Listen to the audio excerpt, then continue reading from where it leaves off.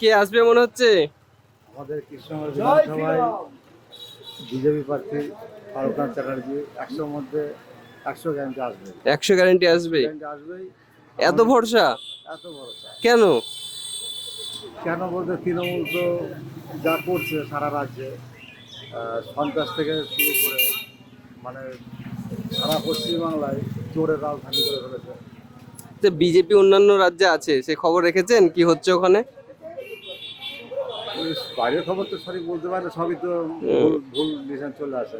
ভুল চলে আসে। আমরা যেটা আমাদের মানে নদিয়া হুম কৃষ্ণনগর, আমরা উত্তরে আছি, হুম। আর আমরা উত্তর দক্ষিণ দুটোই বিজেপির সিট। দুটো বিজেপি, তাহলে উন্নয়ন করছে না তৃণমূল? উন্নয়ন করছে। চোর চাষটা গুন্ডা বদমাইশে রাজধানী নিয়ে দিদি নিজেও চোর এবং সারা রাজ্যের সবাইকে চোর বানিয়ে ছেড়ে দিচ্ছে। চোর বানিয়ে ছেড়ে দিচ্ছে। স্কুলের টাকা, কলেজের টাকা, গ্যাসের টাকা কোথায় গেছে সব দিদির কাছে লক্ষ্মী ভান্ডারের মধ্যে চলে গেছে। ঠিক আর আমরা কিছু সাধারণ পাবলিক উন্নয়নে কিছু বাচ্চারা তৃণমূলের যারা আছে নিচের তলা থেকে উপর তলা অব্দি সবই হচ্ছে চোরের রাজধানী। এমনকি দিদি পিসি ভাইপো সবাই চোর। আর যে নিজে চোর সে সাধারণ পাবলিককে ভরসা কী করে দেবে? নিজের একটা ঠিক নেই।